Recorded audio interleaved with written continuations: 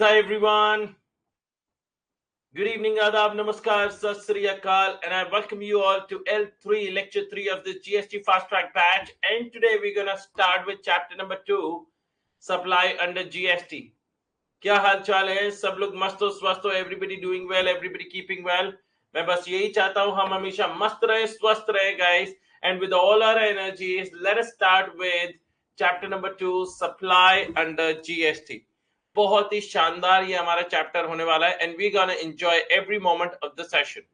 हाय नंदिनी, संजीवनी, हरप्रीत, अक्षय, विवेक, सिद्धार्थ, सारे बच्चों को दोस्तों गुड इवनिंग.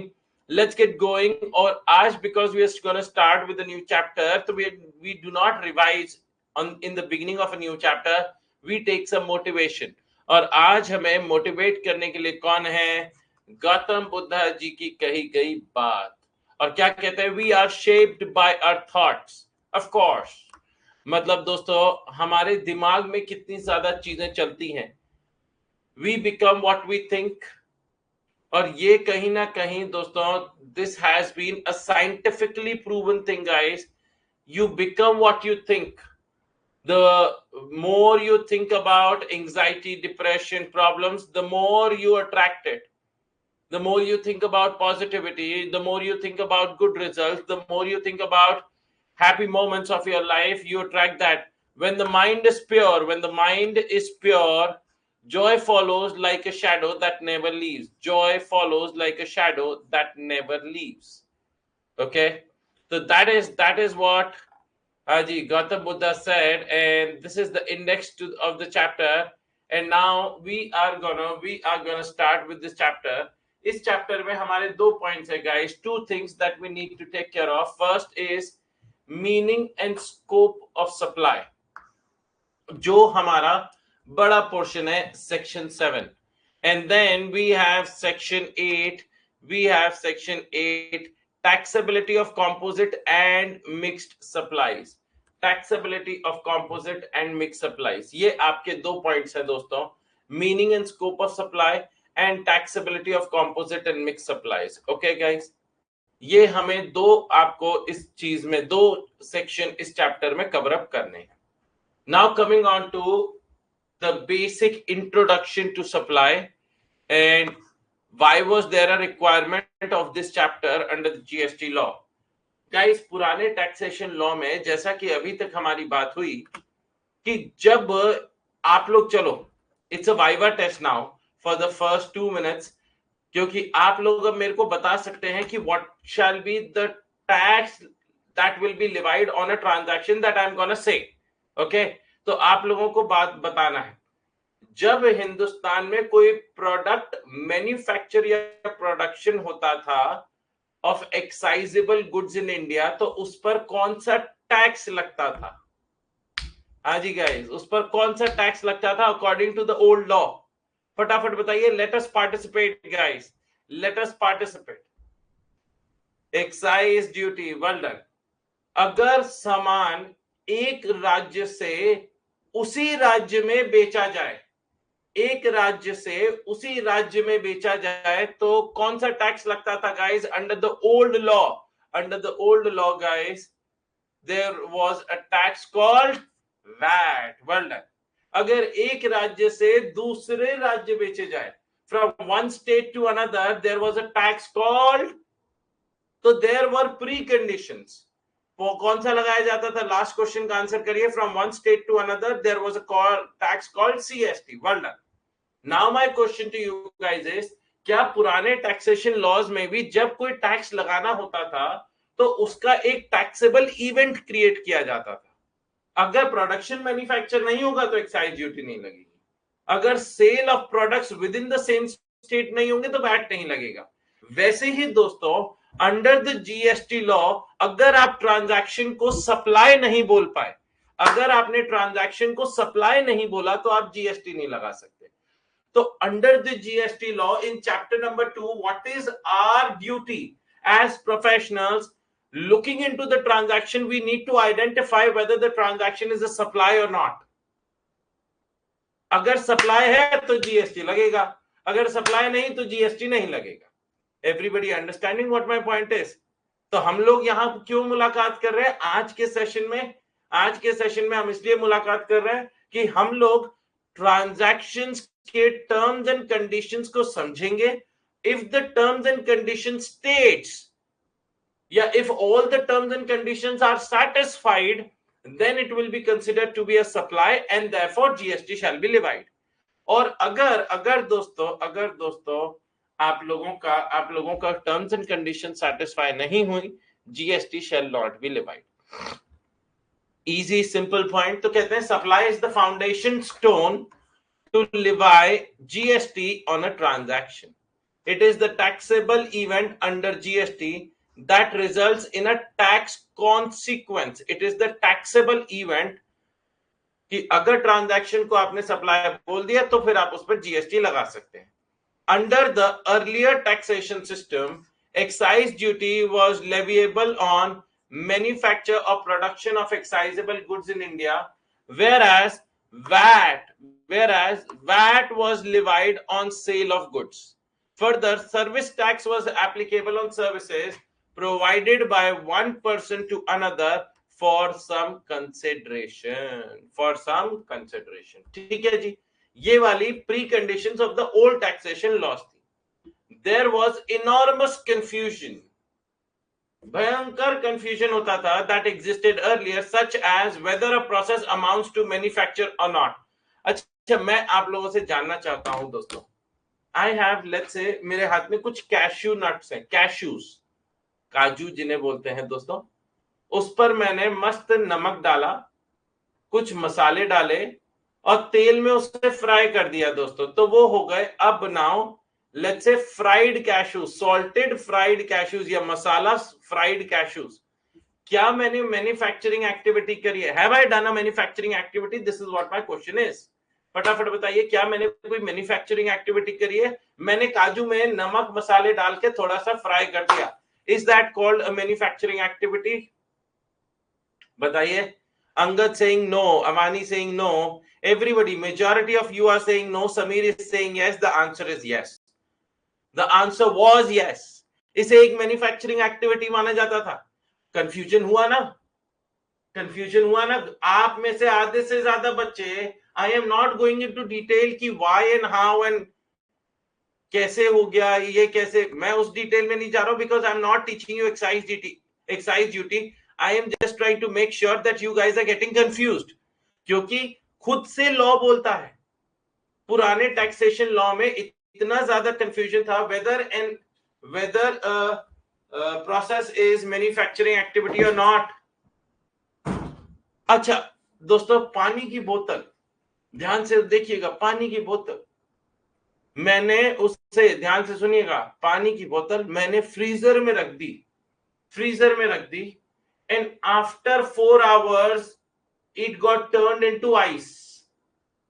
फ्रीजर में रख देते हैं तो पानी बर्फ बन जाता है गाइस. पता है ना, अपन लोग घर पे करते हैं. विवेक तो क्या था, अरे राठी जी रोज पता है, थोड़ा सा 30 ml मिलाता हो ना. बर्फ की तो जरूरत पड़ती है. अब मुझे बताइए, अगर आप बर्फ में कन्वर्ट करते हैं तो क्या वो मैन्युफैक्चरिंग एक्टिविटी है या नहीं है? अब सोच समझ के बताइए, क्या वो मैन्युफैक्चरिंग एक्टिविटी है या नहीं? If you are converting water into ice, is that a manufacturing activity? Yes or no? कई बच्चे बोल रहे हैं yes, कई बच्चे बोल रहे हैं no. The answer is no. It is not a manufacturing activity. अरे 1 घंटा बाहर रख दो फिर पानी हो गया. कमाल की बातें करते हो. अरे यार गजब लल्लू बच्चे मिले मेरे को, भगवान की कसम. 1 घंटा बर्फ के पानी को बाहर रख दो तो पानी हो गया. बर्फ को बाहर रख दो पानी हो गया भाई. मतलब आपने तो कहा ओ राठी जी, मतलब 2 बार मैन्युफैक्चर हो गया, 2 बार मैन्युफैक्चर हो गया, 2 बार एक्साइज ड्यूटी लगा दो है. हुआ ना कंफ्यूजन. मैं बस ये बता रहा था कि पुराने लॉ में बहुत कंफ्यूजन होता था. वो तो अच्छा है अब जीएसटी आ गया, नहीं तो ऐसे हमेशा कंफ्यूजाए रहते, अपने बाल पकड़े रहते हमेशा. कब कर रहे हैं एक्साइज ड्यूटी, लगाए नहीं लगाए समझ में नहीं आ रहा है. Everybody understanding my point? तो इन दिस सिनेरियो बहुत ज्यादा कंफ्यूजन था whether the sale was a predetermined sale or not. such complexities led to court cases for decades. The GST law has resolved such issues by bringing one comprehensive taxable event called supply. If a transaction can be concluded as supply, GST shall be levied on such transaction. To start with, are you guys enjoying with the chapter? Yes or no? अब समझ में आया कि why supply is such an important thing? Supply क्यों इतना important है? आजो भाई, what is the taxable event under GST? Is it sale, supply, manufacture or rendering of services? It is supply. It is supply. आजो भाई, Section 7. Section 7. आजो भाई. Overview of Section 7 में दोस्तों, I am not gonna spend too much time because ये सारे sections हमें detail में आगे मिलने वाले हैं. मैं बस आपको ये बता देता हूं छोटी मोटी चीजें. सेक्शन 7(1) में हम ट्रांजैक्शंस को सप्लाई बनाने की कोशिश करेंगे. सेक्शन 7(1)(a) में गाइस, जिसमें शेड्यूल 2 आता है, जिसमें ट्रांजैक्शन सप्लाई हो गया है, बट ये आइडेंटिफाई करना है कि वो सप्लाई ऑफ गुड्स है या सप्लाई ऑफ सर्विसेज है. सेक्शन 7(2) जिसमें शेड्यूल 3 आता है, which is known as negative list, जिसमें ट्रांजैक्शन को ना तो सप्लाई ऑफ गुड्स माना जाएगा, ना ही सप्लाई ऑफ सर्विसेज माना जाएगा. एंड लास्ट सेक्शन 7(3) जो सरकार ने अपने लिए एक रेसिडुअल पावर छोड़ रखी है, जो कि लीस्ट इंपॉर्टेंट है. तो सबसे ज्यादा इंपॉर्टेंट कौन सी है दोस्तों? 7(1), 7(1)(a) and 7(2). ये these are the most important sections of, yeah, I should say subsections of section 7.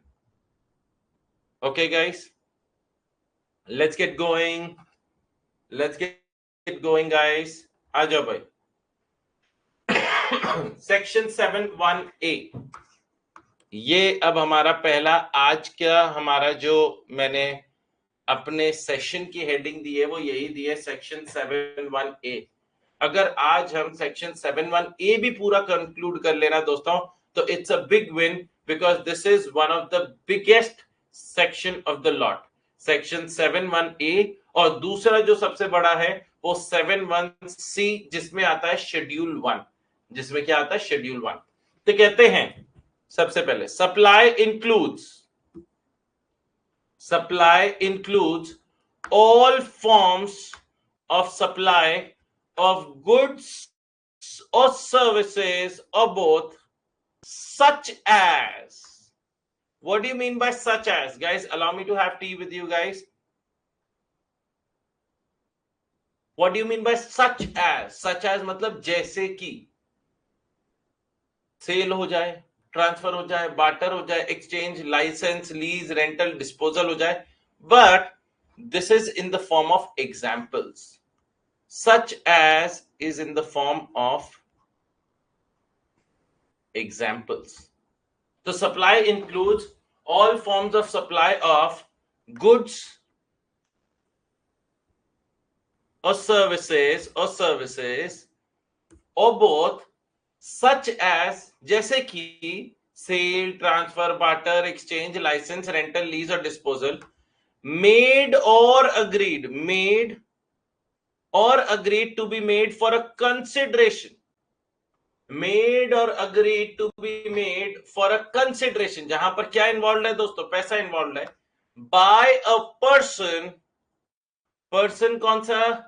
A person who is registered under the GST law in the course or furtherance of business. तो guys, section 7(1)(a) में अगर मैं बात करूं तो there are 4 very important things जो होंगी तो ही उन्हें सप्लाई माना जाएगा. मैं उसको लिस्ट आउट कर रहा हूं. सबसे पहला, गुड्स और सर्विसेज और बोथ होनी चाहिए, नंबर 1. दूसरा, कंसिडरेशन होना चाहिए, समथिंग इन रिटर्न. तीसरा, it should be by a person. And चौथा, it should be in the course of furtherance of business. तो if these 4 points are satisfied, guys, then only that transaction will be considered to be a supply. तभी उसे supply माना जाएगा guys under section 71A and therefore GST shall be levied. तो वो चार कौन कौन सी चीजें हैं? गुड्स होनी चाहिए या सर्विसेज होनी चाहिए या दोनों हो। दूसरा कंसिडरेशन होना चाहिए। तीसरा it should be by a person who is registered under the GST law or a person who is liable for registration under the GST law. And चौथा in the course of furtherance of business. तो sir जो इंसान registered नहीं होते under the GST law वो हमसे GST charge नहीं करेंगे? नहीं करेंगे। आप लोग रोजमर्रा पर ऐसा काम करते हैं जहां पर यू अवेल गुड्स और सर्विसेज जहां पर सामने वाला आपसे जीएसटी चार्ज नहीं करता।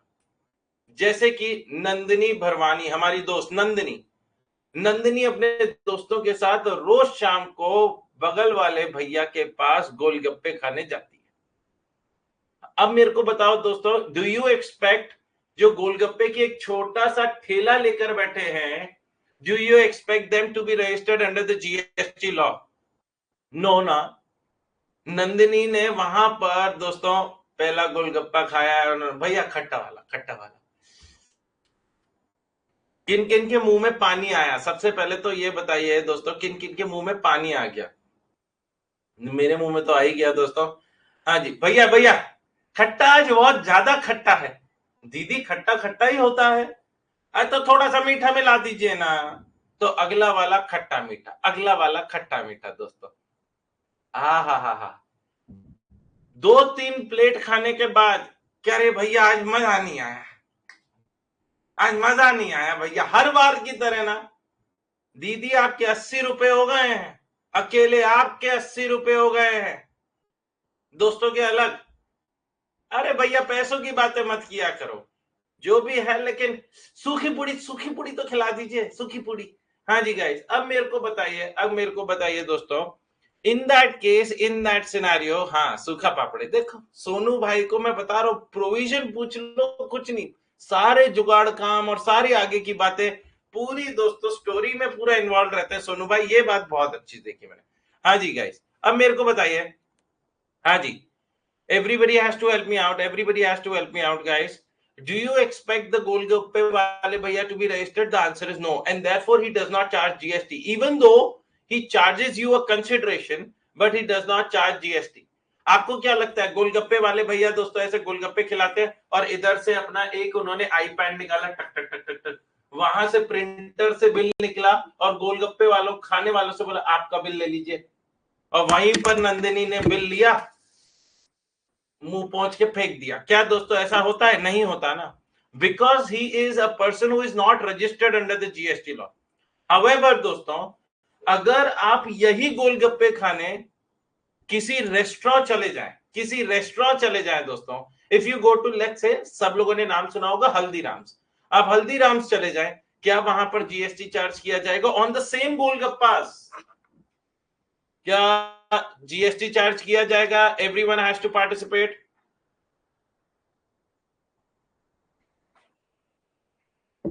हाँ या ना?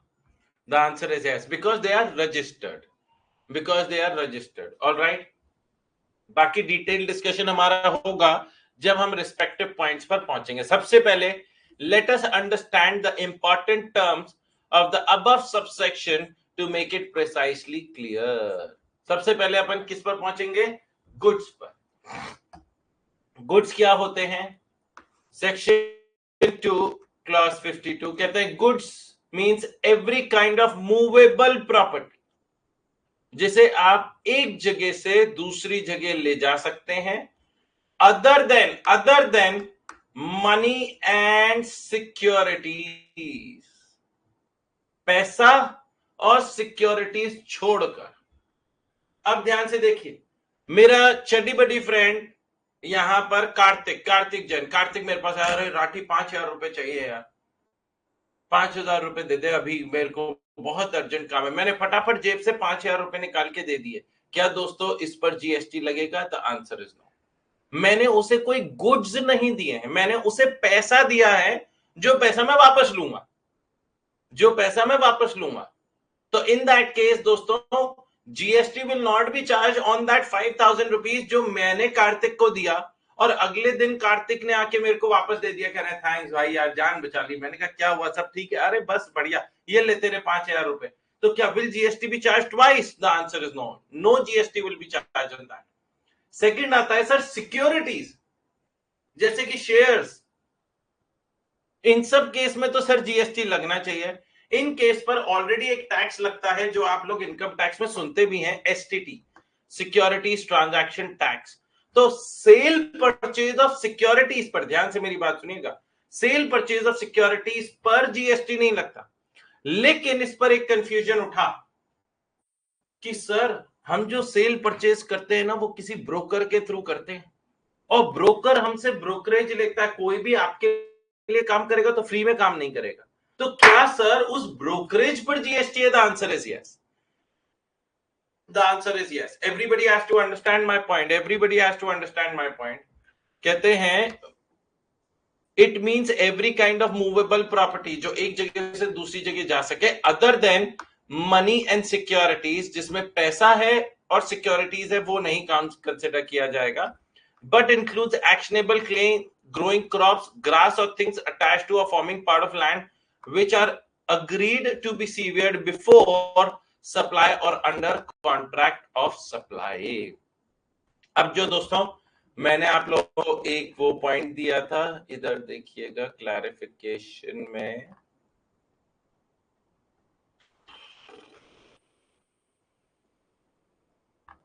कहाँ गया वो भी साथ साथ करते हुए चलेंगे ना तो इट बिकम्स इजियर। ये क्लैरिफिकेशन आ गया दोस्तों, ये हमारा सीबीआईसी का क्लैरिफिकेशन आया।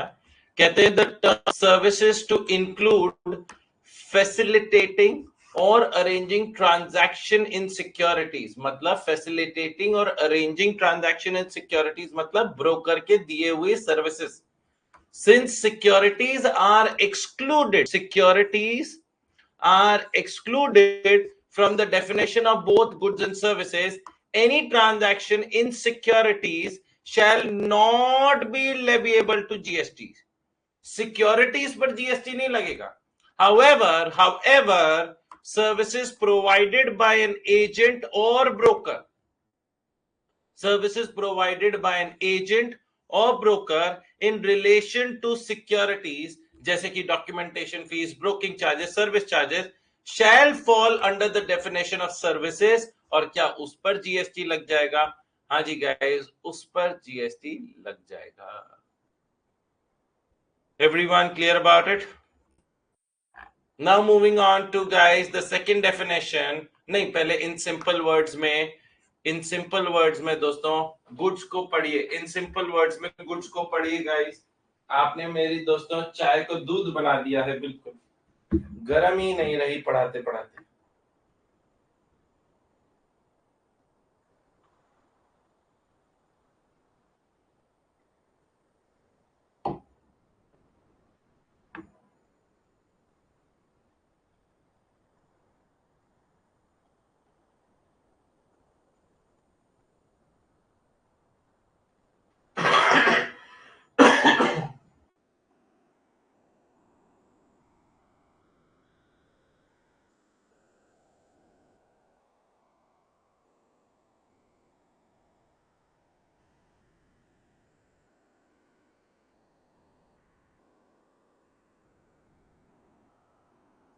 पढ़ा गाइस एवरीवन? चलो जी, कहते any article that can be transferred from one place to another is a movable property, however it shall not include money and securities as they has been specifically included। The scope of goods is exhaustive as it includes only movable goods।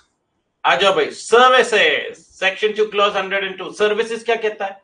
बहुत ही शानदार definition. कहते हैं जो goods नहीं, money नहीं, securities नहीं, बाकी सब सर्विसेज। मतलब सरकार ने डेफिनेशन कितनी शानदार बनाई, सरकार ने डेफिनेशन कितनी शानदार बनाई। कहते हैं लोग हमारे देश के बहुत ही ज्यादा चतुर हैं, they are very cunning. And in that case, in that scenario, guys, what did the government say? The government said, guys, कि अगर गुड्स और सर्विसेज की डेफिनेशन में ही नहीं आए तो इन दैट केस जीएसटी सरकार लगा ही नहीं पाएगी। तो सरकार ने डेफिनेशन कैसे बनाई कि गुड्स की डेफिनेशन तो ये है और सर्विसेज की डेफिनेशन क्या है, कहते हैं जो गुड्स में नहीं आया वो सर्विसेज में आ जाएगा, जो गुड्स में नहीं आया वो सर्विसेज में आ जाएगा, other than money and securities. Money and securities को दोनों जगह स्पेसिफिकली एक्सक्लूड किया गया, तो मनी एंड सिक्योरिटीज पर दोस्तों जीएसटी नहीं लगेगा। इक्षित आता है, कहता है राठी भाई मेरे को 2 लाख रुपए का लोन चाहिए for a span of 1 lakh for a span of 1 year, तो मैं जो उसे 2 लाख रुपए का लोन दूंगा, मेरी बात ध्यान से सुनिएगा, मैं जो उसे 2 लाख रुपए का लोन दूंगा उस पर जीएसटी चार्ज नहीं होगा, वो मुझे 2 लाख रुपए लौटाएगा उस पर चार्ज नहीं होगा। लेकिन क्या दोस्तों कोई मैं पागल इंसान हूं कि मैं इक्षित को, मेरी बात ध्यान से सुनना, मैं इक्षित को 2 लाख रुपए का लोन दे दूं 1 साल के लिए और उससे कुछ इंटरेस्ट वगैरह भी नहीं लूं? इंटरेस्ट तो लूंगा ना। क्या इंटरेस्ट सर्विस है? क्या इंटरेस्ट सर्विस है? Everybody has to understand this point. मैंने 2 लाख रुपए दिए, उसने मुझे 2,10,000 रुपए दिए, लेट्स से 2 लाख रुपए the principal amount, 10,000 rupees the interest amount. Will GST be charged? Yeah, can we consider? I am not saying कि will GST be charged or not. Can we consider that 10,000 rupees to be service? The answer is yes. वो 10,000 रुपए की service है, 2,10,000 की service ना है। सामने वाले को 2 लाख रुपए दिए, वो उसने भी 2 लाख रुपए लौटा दिए, तो कोई जीएसटी नहीं है। मैंने सामने वाले को 2 लाख दिए, उसने 2,10,000 रुपए दिए, तो जो वो इंटरेस्ट कंपोनेंट है, will that be considered to be supply of service? The answer is yes. The answer is yes. Everyone clear about it guys? आ जाओ भाई। तो कहते हैं it means anything other than, it means anything other than goods, money and securities. ये फिर repeat हो गई दोस्तों line. or its conversion by cash or any other form from one form currency or denomination to another form currency or denomination for which a separate consideration is charged. अच्छा guys, ये भी बड़ा अच्छा सा easy सा point है। अब दोस्तों अगर मैं रुपीस से डॉलर में कन्वर्ट करवा रहा हूं, मेरी बात ध्यान से सुनिएगा, यहां पर दोस्तों जो लाइन लिखी गई है उसको अपने को एडिट करना पड़ेगा। हाँ जी, अगर मैं रुपीस से डॉलर में कन्वर्ट करवा रहा हूं, डॉलर से यूरोज में कन्वर्ट करवा रहा हूं, तो मेरा बहुत सिंपल सा क्वेश्चन आप लोगों से गाइस, क्या दोस्तों वो भी एक करेंसी का ही फॉर्म है, वो भी एक मनी का ही फॉर्म है? The answer is yes. लेकिन जब मैं उस करेंसी को चेंज करवाता हूं, जब मैं उस करेंसी को चेंज करवाता हूं, तो in that case, in that scenario guys, क्या जो सामने वाला इंसान है वो क्या मेरे से कंसिडरेशन चार्ज करेगा? Why would he change my currency from Indian rupees to euros to dollars for free of cost? No, he won't do that. He will charge me a separate consideration. Let's say अगर उसने dollar 85 rupees का खरीदा है और मैं उसके पास dollar खरीदने जाता हूं, तो वो मेरे को 90 रुपीस का बेचता है, तो 5 रुपए जो उसने मेरे से चार्ज करे इन दिस सिनेरियो, वो 5 रुपए क्या है? What is those 5 rupees? 5 rupees is his conversion charge. एक तरीके से मैं बोलूं तो उसका मुनाफा। Otherwise why would he do it? 85 rupees का वो खरीद के लाया, मेरे को 85 का क्यों बेचेगा भाई? मेरे को तो 90 का बेचेगा ना, 5 रुपए का मुनाफा होगा, 5 रुपए के उसके कन्वर्जन चार्जेस हैं। तो क्या कन्वर्जन चार्ज पर जीएसटी होगा? The answer is yes. Again simple straight forward logical point. सामने वाला आपके लिए काम कर रहा है और उसके लिए वो अगर कोई कंसिडरेशन चार्ज करेगा, तो why won't you consider that to be a service? Alright. हाँ, सामने वाले मेरे कोई बहुत क्लोज रिश्तेदार निकले, उन्होंने 85 का खरीदा, उन्होंने मेरे को भी 85 का दे दिया दोस्तों। तो in that case, in that scenario guys, क्या उन्होंने मेरे से कोई एडिशनल कन्वर्जन चार्जेस लिए? द आंसर इज नो, उन्होंने नहीं लिए। एंड देयरफॉर क्या in that scenario will GST be charge? The answer is no, it will not be charged. उन्होंने मेरे को बता दिया डायरेक्टली, यहां से जाके ले ले, मैं भी यहीं से खरीदता हूं। Understanding my point?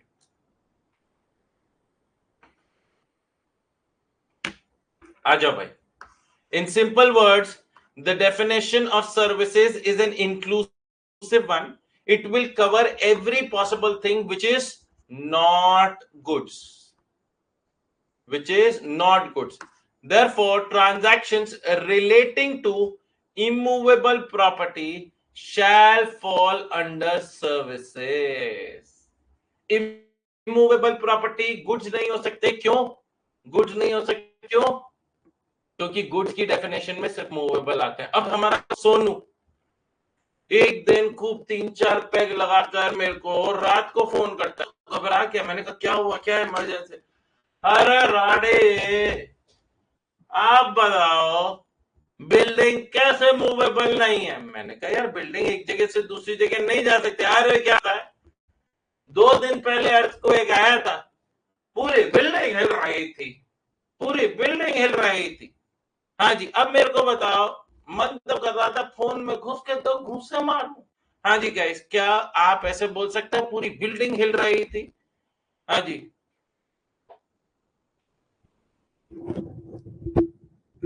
एक second guys, just hold on.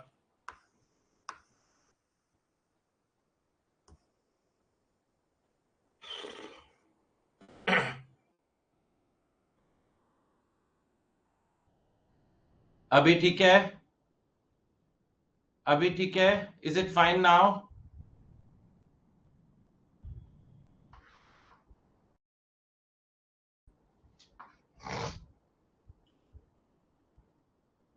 Is it fine now?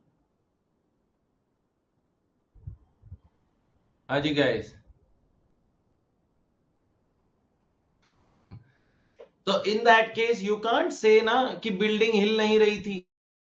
You can't say building hill rahi thi, so it is a movable thing. No, building falls in the category of immovable property and it falls under services. All right. तो building से जुड़ी हुई क्या services हुई? Renting of building, construction of building, repairing of building. ये सब दोस्तों कौन सी कैटेगरी में आएगा? It will fall in the category of supply of services. Further money and securities shall always remain outside the scope of GST as it does not fall under both the definitions. ये दोनों ही definition में नहीं आते, money and securities, और इसीलिए उन्हें GST से बाहर रखा जाएगा. Now guys, moving on. In order to attract GST लगाने के लिए on the aforesaid goods and services, the supply should be a taxable supply. ये पॉइंट बड़ा अच्छा है. इसका क्या मतलब है? The supply should be a taxable supply. इसका मतलब है कि जो आप गुड्स या सर्विसेज दे रहे हैं वो सरकार द्वारा एग्जेम्प्ट नहीं है. अगर if they are exempt through some notification by the government for in public interest so to do, तो in that case guys क्या उन पर GST लगेगा? The answer is no. उन पर GST नहीं लगेगा. जैसे अगर आप मेट्रो की सर्विसेज लेते हैं for transportation of yourself from one place to another, metro की सर्विसेज, तो मेट्रो की सर्विसेज सरकार द्वारा एग्जेम्प्ट है. ऐसा नहीं है कि the services are not being provided. ऐसा नहीं है कि आप कंसिडरेशन नहीं दे रहे हो. You are buying a ticket. आपने 50 रुपए दिए, 100 रुपए दिए, 200 रुपए दिए, whatsoever. In that scenario guys, क्या आपका, फटाफट बताइए, सरकार द्वारा माफ है तो क्या जीएसटी चार्ज होगा? The answer is no. GST will not be charged. कैसे कैसे आप एग्जाम्पल सोच लेते हो सर? तो in order to attract GST on the aforesaid goods and services, the supply should be a taxable supply. It basically means the supply should not be exempted. और वो हम लोग कहां पढ़ने वाले हैं दोस्तों? चैप्टर नंबर 5 में डिटेल में पढ़ने वाले हैं. चैप्टर नंबर 5 में डिटेल में हम लोग पढ़ने वाले हैं एग्जेम्पशंस फ्रॉम जीएसटी. आ जाओ guys. Which of the following does not fall in the definition of goods?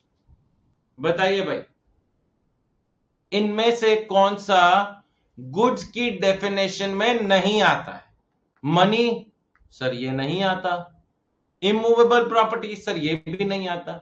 Security, sir ये भी नहीं आता है. D, all of the above. अरे राठी जी, पहले ही देख लेते ऑल ऑफ द अबव, तो हमें ज्यादा दिमाग ही नहीं लगाना पड़ता। हम तो all of the above, none of the above देखते ही मन का पूरी बॉडी उसी ऑप्शन नंबर डी पे चली जाती है, दिमाग ही नहीं लगाते राठी जी हम, पूरी बॉडी वहीं चली जाती, all of the above, none of the above, favourite.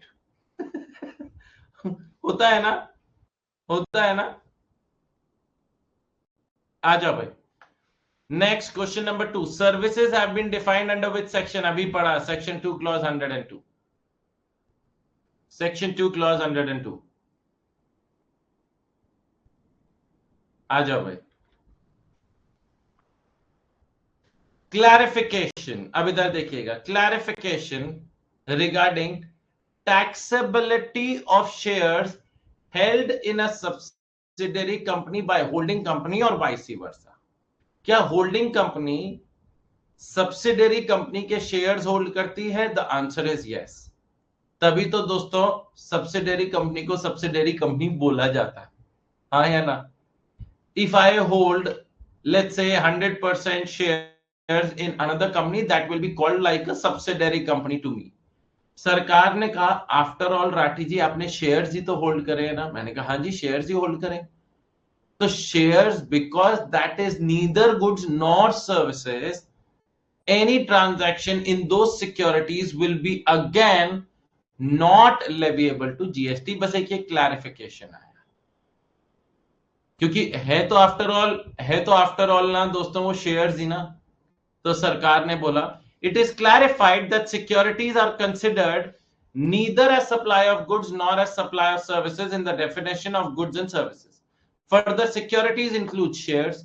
This implies shares held by holding company in the subsidiary company are neither goods nor services.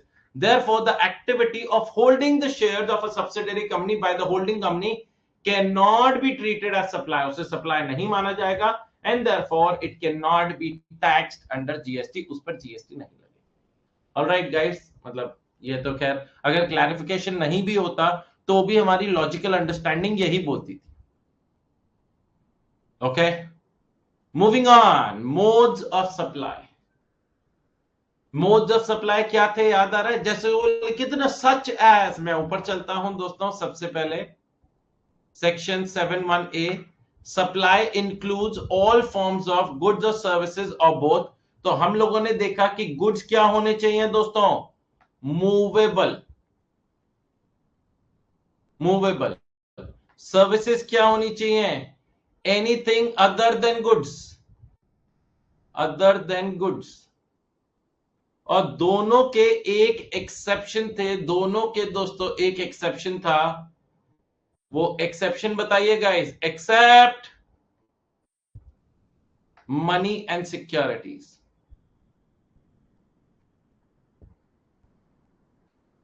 Money and securities, हाँ उन्होंने क्या बोला कि ये जो गुड्स और सर्विसेज होने चाहिए ये आपके क्या होने चाहिए? एक वर्ड यूज किया, टैक्सेबल होने चाहिए, एग्जेम्प्ट नहीं होने चाहिए। अगर एग्जेम्प्ट हुए तो जीएसटी फिर भी चार्ज नहीं हो सकता, माना वो गुड्स है, माना वो सर्विसेज है, बट क्योंकि सरकार ने कहा ये हम पब्लिक इंटरेस्ट में इस पर जीएसटी नहीं लगाना चाहते तो नहीं लगेगा भाई। इसीलिए उन्होंने लास्ट में एक पॉइंट और डाल दिया कि भाई साहब ये जो गुड्स और सर्विसेज होने चाहिए ये एग्जेम्प्ट नहीं होने चाहिए, एग्जेम्प्ट हुआ तो फिर नहीं जीएसटी लगेगा। Money and securities goods and services ही नहीं, बाकी सारी चीजें गुड्स और सर्विसेज की डेफिनेशन में आती हैं, लेकिन दोस्तों वो क्या होनी चाहिए? टैक्सेबल गुड्स और सर्विसेज होनी चाहिए। उसी के बाद लिखा था सच एज, और यहां पर भी मैंने उसका रेफरेंस दिया है। This is an inclusive list as the words such as has been used. Consider these modes of supply as examples. Consider these modes of supply as examples. ये हमारे लिए सिर्फ एग्जाम्पल्स का रोल प्ले कर रहे हैं। They are not to be considered, उन्हें ऐसे कंसिडर ना किया जाए कि ये होना ही चाहिए, अदरवाइज सप्लाई नहीं माना जाएगा, नॉट लाइक दैट। से पहला आता है sale and transfer. Sale and transfer कहते हैं both terms have not been defined under the CGST act.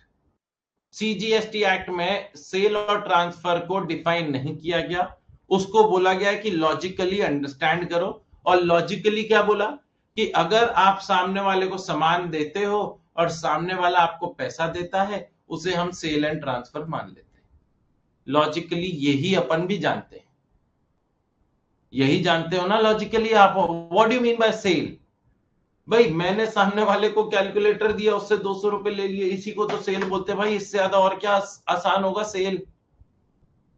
तो सरकार ने कहा भाई हमने भी यही समझा है, कहते हैं any shift of rights on a product against सब consideration shall be construed as sale और ट्रांसफर। लेकिन ध्यान से देखना क्या बोला है, any shift of rights. Rights का क्या मतलब है? कह रहे सर जो राइटी होता है ना, जो राइट से लिखते हैं उन्हें राइट। ओ राइट मतलब अधिकार। मैंने सामने वाले को फोन बेचा और उससे 25,000 रुपए ले लिए। अब वो फोन के साथ जो करना है करे, फोन के साथ कैच कैच खेले, फोन पे बात करे, फोन पे नेटफ्लिक्स देखे, ये उसकी मर्जी। अरे भाई मैंने तेरे को दे दिया, तू जाने तेरा फोन जाने। मतलब सामने वाले को अधिकार दे देना, ownership, transfer of ownership. Well done Vivek and Shilpa. Alright, उसे अपन सेल एंड ट्रांसफर मानेंगे। Mister Abhishek is a watch dealer, he sells watch worth 24,000 to Abhishek. और mister Sharma is a watch dealer, Sharma ने अभिषेक को 24,000 रुपए का दोस्तों घड़ी बेची है। इसे अपन क्या बोलेंगे? It will be a sale transaction. Barter and exchange, there is a very small difference between the two. Barter में कंसिडरेशन नहीं होता, एक्सचेंज में बार्टर प्लस कंसिडरेशन होता है। अब ध्यान से देखिएगा, बार्टर का एग्जांपल लेता हूं दोस्तों। सबसे पहले लेट्स से दोस्तों, मैंने हमारे साथ चैट बॉक्स में दोस्त है विवेक, मैंने विवेक को अपनी एक coaching services free of cost the. Free of cost नहीं दी, मैंने विवेक को कोचिंग सर्विसेज प्रोवाइड करी। और विवेक का एक छोटा सा होटल है और विवेक ने कहा राठी जी एक दिन आके आप मेरे होटल में स्टे कर सकते हैं, मैं भी आपसे पैसा नहीं लूंगा।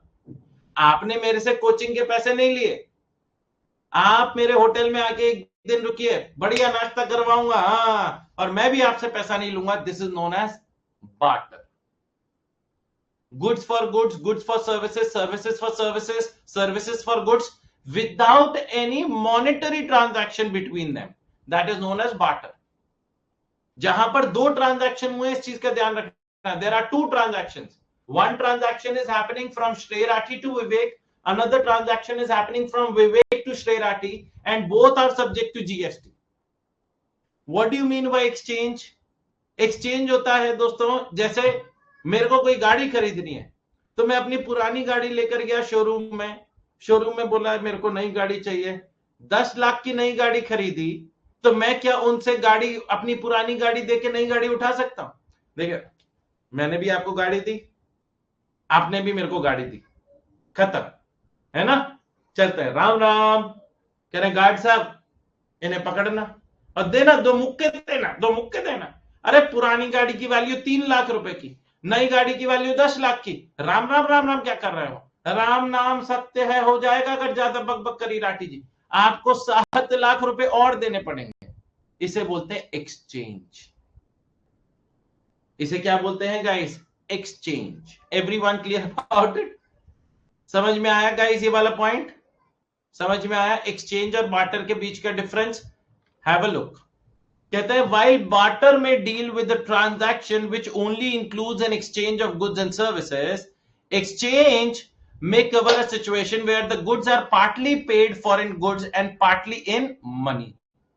When there is a barter of goods or services, same activity constitutes supply as well as consideration. अच्छा, कई बार बच्चे थोड़ा सा ना ऐसे समझ कर आते हैं कि बार्टर में गुड्स फॉर गुड्स ही होता है। हमें बचपन में सिखाया गया है बार्टर में तो सर गुड्स फॉर गुड्स ही होता है। हमें बचपन में सिखाया गया है सर, एक इंसान दूसरे इंसान को अनाज देता है और दूसरे वाले ने उसको अपनी बकरी दे दी, यही बार्टर है। हाँ, ये गुड्स फॉर गुड्स बार्टर है, गुड्स फॉर सर्विसेज भी बार्टर है, सर्विसेज फॉर सर्विसेज भी बार्टर है। जहां पर पैसे का इन्वॉल्वमेंट नहीं है, जहां पर पैसे का इन्वॉल्वमेंट नहीं है वो बार्टर है। जैसे ही पैसा भी इन्वॉल्व हो गया वो एक्सचेंज हो गया। That's it. ऑलराइट, कई बच्चे तो इमेजिन करते हैं ना, इमेजिन करते हो कि नहीं करते हो? बार्टर मतलब वही, वो एक आता था हमें सोशल साइंस में या साइंस में दोस्तों, सोशल साइंस में आना चाहिए। हाँ जी गाइस, वो इमेज आती थी, एक इंसान सामने वाले को अनाज दे रहा है, दूसरे वाले ने अपनी बकरी पकड़ा दी, हो गया बार्टर। वहीं तक होता है बार्टर। हाँ जी guys, it is not like that. Okay, जो मैंने एग्जांपल लिया विवेक के साथ दोस्तों, वो भी बार्टर था, मगर वो बार्टर ऑफ सर्विसेज था। मैंने जो एग्जांपल लिया वो बार्टर ऑफ सर्विसेज था। Barter of goods and services भी हो सकता है। विवेक ने दोस्तों मेरे को मोबाइल फोन दिया और मैंने उसे कोचिंग सर्विसेज फ्री में दी, तो मैंने जो दी सर्विसेज दी और उससे गुड्स लिया, ये भी बार्टर है if there is no consideration, अगर कोई कंसिडरेशन नहीं है तो। Everyone clear about it? Everyone clear about it guys? आ जाओ भाई। कहते हैं एग्जाम्पल देखो, mister Rathi provides coaching services to mister Ranjit for 10,000 rupees. In consideration, Mr. Ranjit gave a printer to Mr. Rathi of the same value. Mr. Rathi provides coaching services to Mr. Ranjit for 10,000 rupees. In consideration, Mr. Ranjit gave a printer to Mr. Rathi of the same value. ये barter. Next example of exchange, Mr. Sahil exchanged his old bike for 35,000 for a new bike worth 80,000 by paying the balance in cash to the bike dealer. ये exchange। आ जाओ भाई, licence, lease, rental, ये नाम अलग अलग हैं, लेकिन ये सारे के सारे दोस्तों सप्लाई ऑफ सर्विसेज में आते हैं, जहां पर आपको दोस्तों सामने वाला कोई चीज यूज करने के लिए देता है for a certain specific period of time for which आप सामने वाले को पैसा देते हो। कहते हैं the basic understanding of these terms, these words is license, permission granted by competent authority to engage in business or any activity. Permission granted by competent authority to engage in a business or any activity. Lease, make a legal agreement by which money is paid in order to use land, building, vehicle or a piece of equipment for an agreed period of time. Rental, an agreement to rent something or the amount of money that you pay to rent something. खैर lease और rental तो बिल्कुल twin brothers लगते हैं, भाई भाई। Alright guys, however under the GST regime, such licenses, leases, etc. of goods with or without transfer of right to use are considered as supply of services, since there is no transfer of title in such supplies. कोई transfer of title नहीं होता। जैसे कि आपने ओला उबर की गाड़ी को rent किया, तो क्या दोस्तों आप ओला के ड्राइवर को उतार देते हो, कह रहे भाई साहब आप उतर जाइए, अब गाड़ी हम चलाएंगे, आप पीछे बैठिए? नहीं। और अगर आपने जूम कार बुक करी, जूम कार में क्या होता है, आपको गाड़ी मिल जाती है। जूम कार में क्या होता है दोस्तों, आपको गाड़ी मिल जाती है।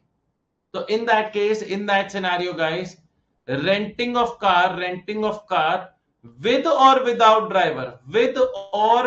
driver for consideration shall be supply of service. All right guys, ये सब क्या है, सर्विस है। मगर ये from examination point of view आज तक आए नहीं और आगे भी नहीं आएंगे, क्योंकि ये तो सिर्फ एग्जाम्पल्स के फॉर्म थे ना गाइस, इसमें तो वैसे भी कुछ नहीं था। These were just in form of examples. तो अभी तक हम लोगों ने, if I talk about the first section 7 subsection 1 clause A, हमने अभी तक एक ही चीज पढ़ी है, and those are goods and services. क्या पढ़ा है? Goods and services. अब आते हैं दोस्तों on to the second important point which is consideration. आ जाओ।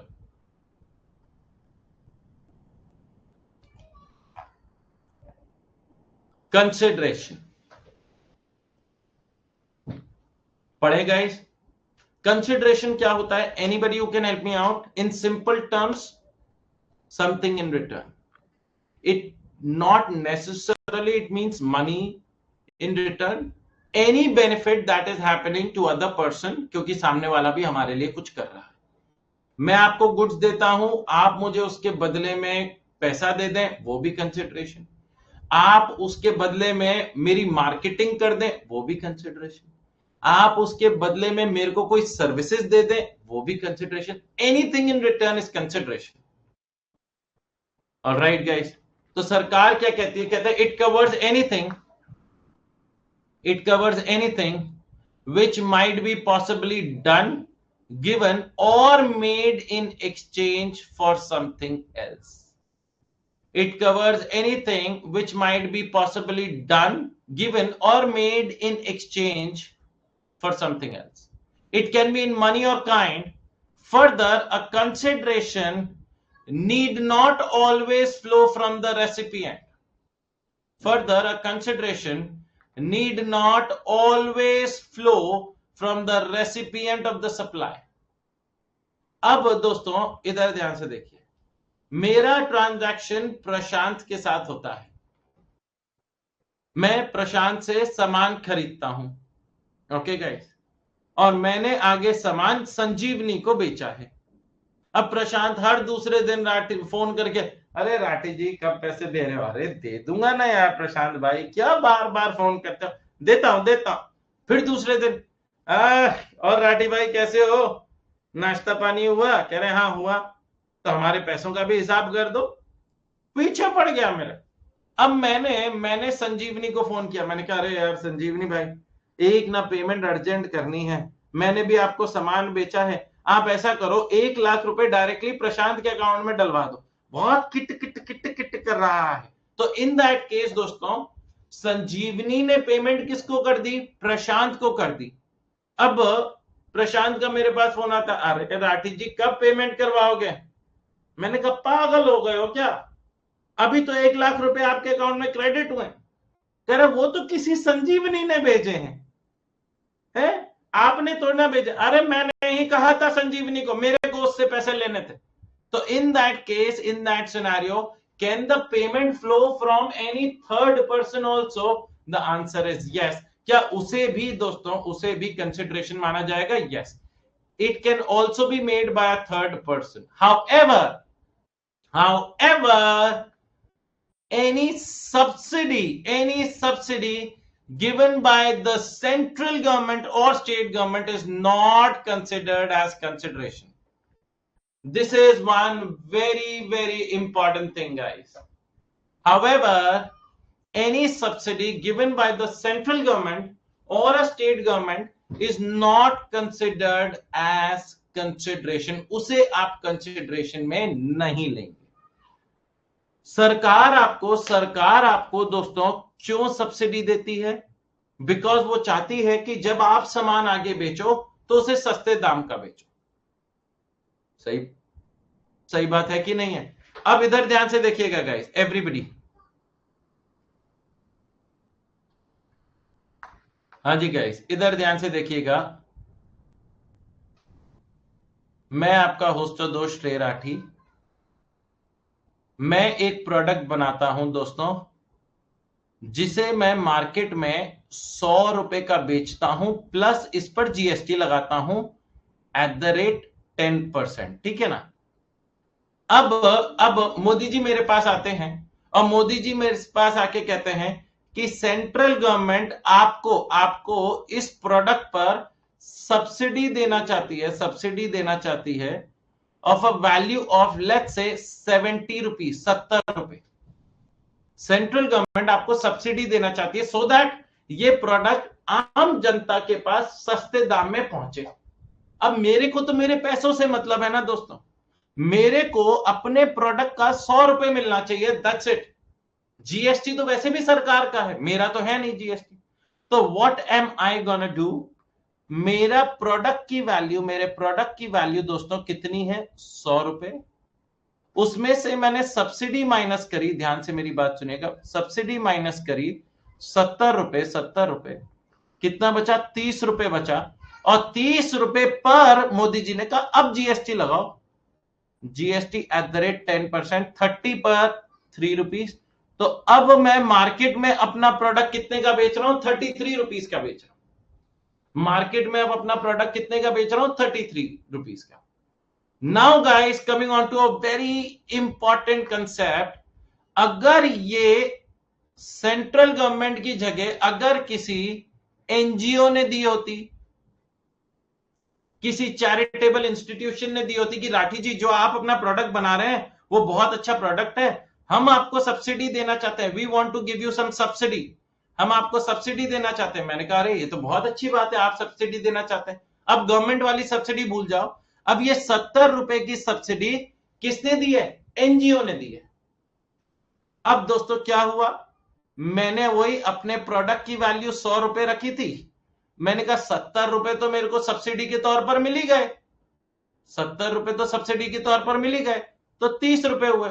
अब जैसे ही मैं इस पे जीएसटी लगाने को हुआ, मोदी जी को पता चला और मोदी जी शक्तिमान की तरह मेरे सामने प्रकट हो गए। मोदी जी कहते हैं राठी जी एक सेकेंड रुकिए। मैंने कहा क्या हुआ? कह रहा राठी जी आपका प्रोडक्ट तो 100 रुपए का है ना।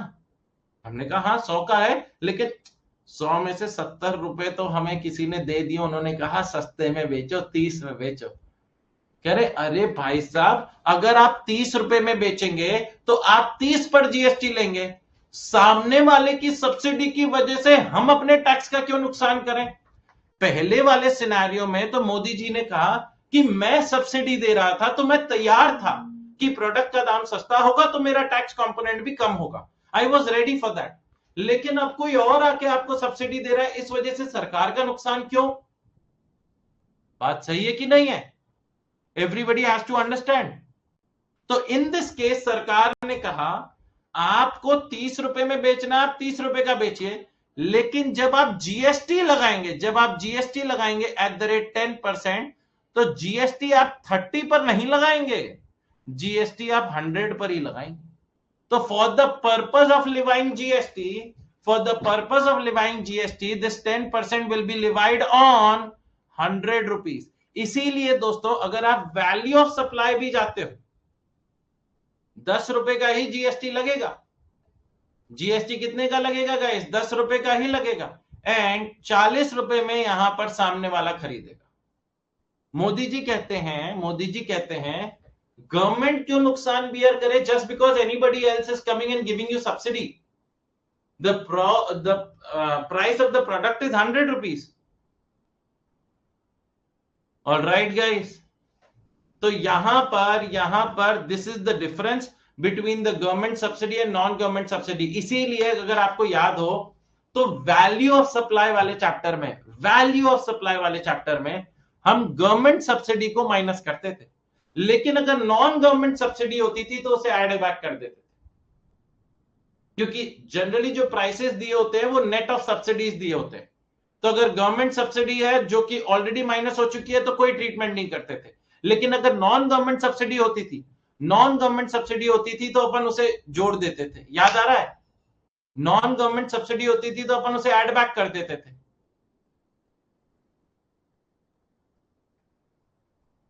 आ जाओ भाई,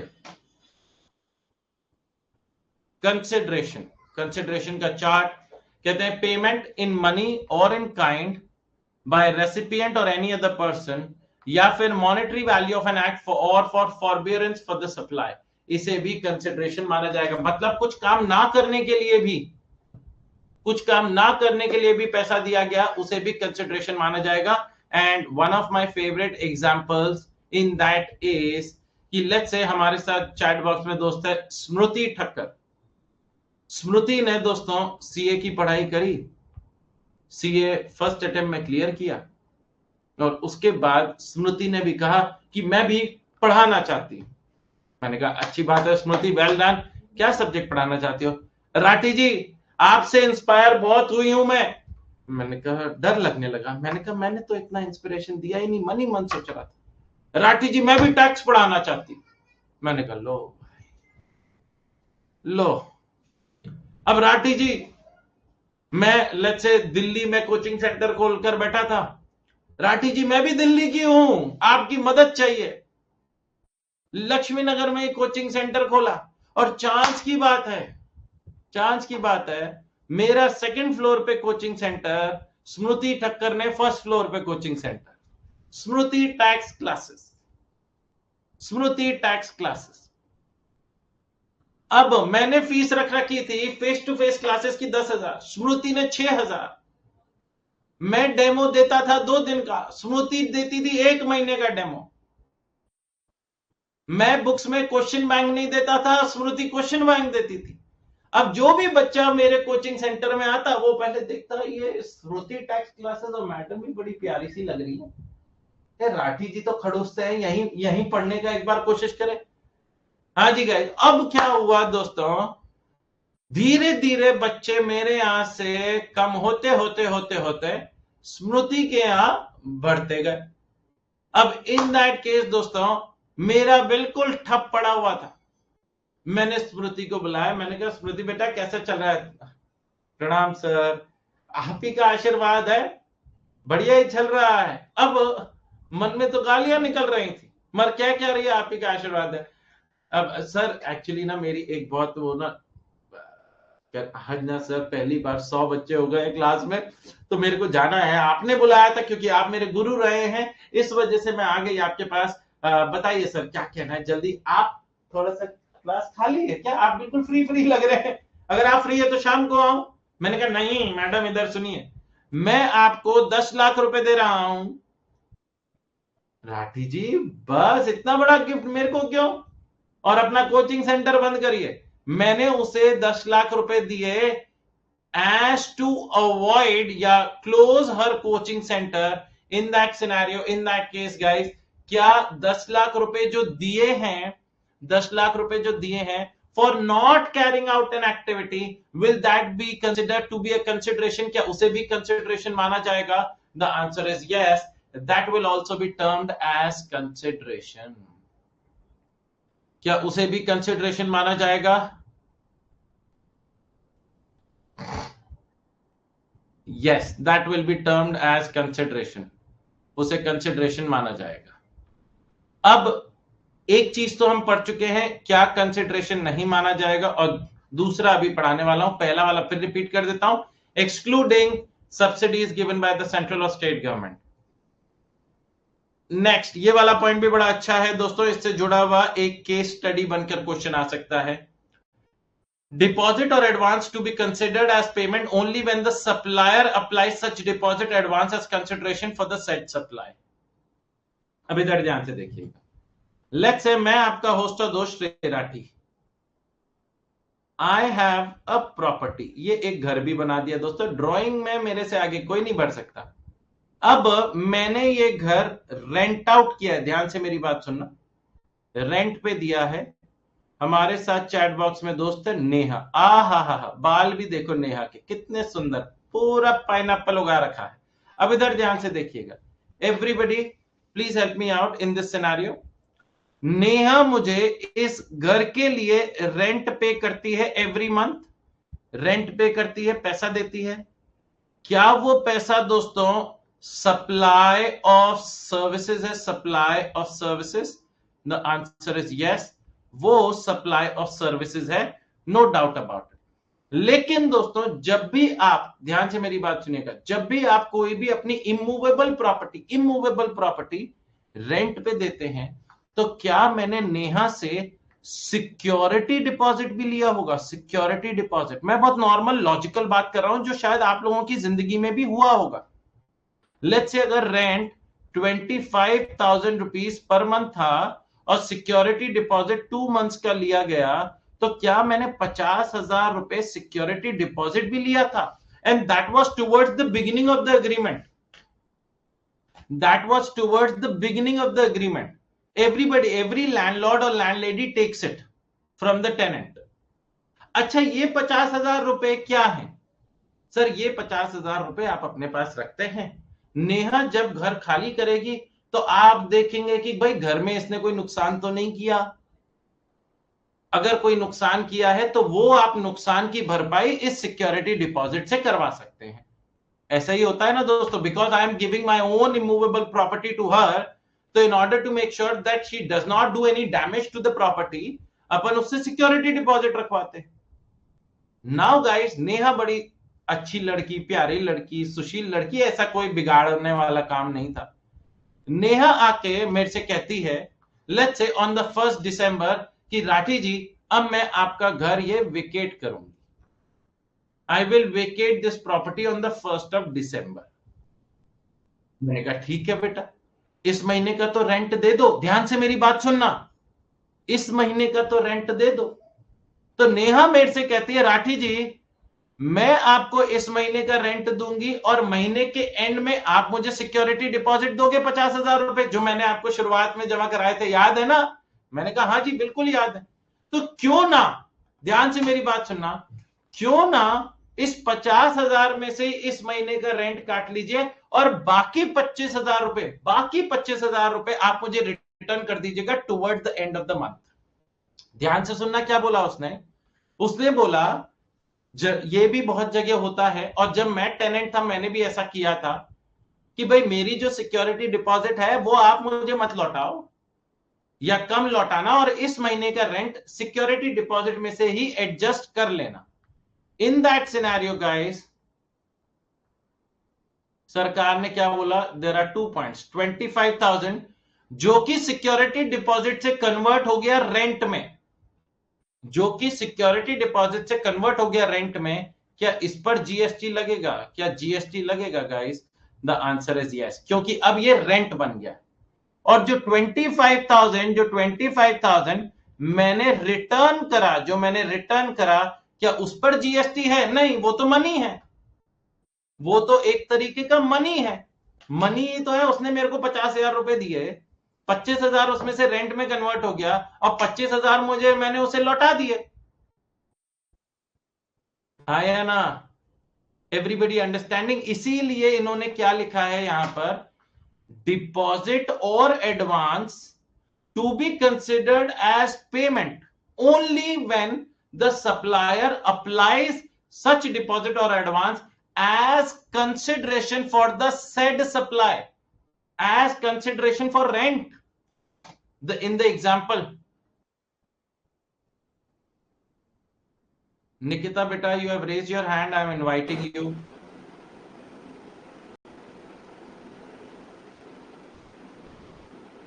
बोलिए निकिता बेटा, आपने हाथ उठाया था, आपकी आवाज नहीं आ रही है। Is there any doubt? Anyone? Everyone clear about this point?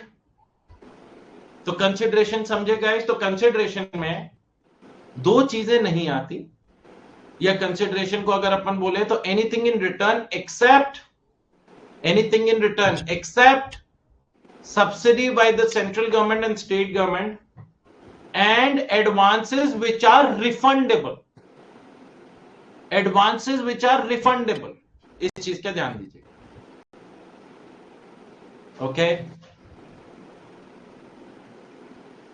Advances which are adjusted against a payment या नॉन रिफंडेबल एडवांसेस, उन पर जीएसटी लगेगा।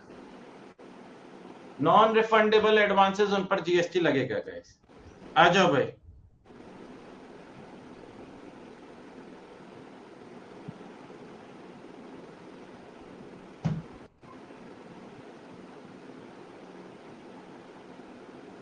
आ जाओ।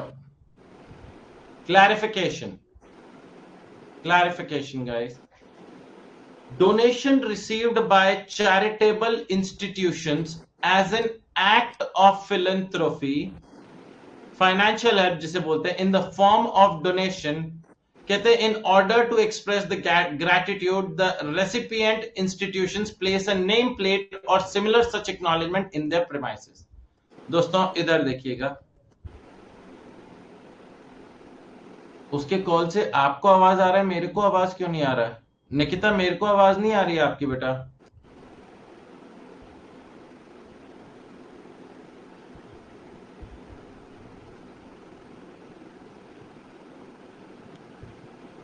कॉल तो मैं कट कर देता हूं,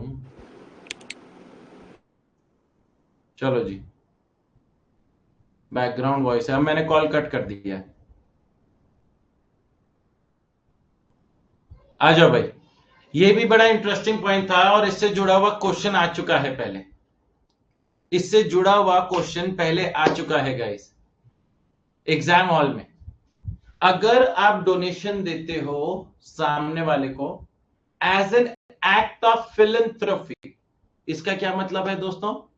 इसका मतलब है जहां पर आपका डोनेशन है और इसमें आप सामने वाले से you do not expect anything in return.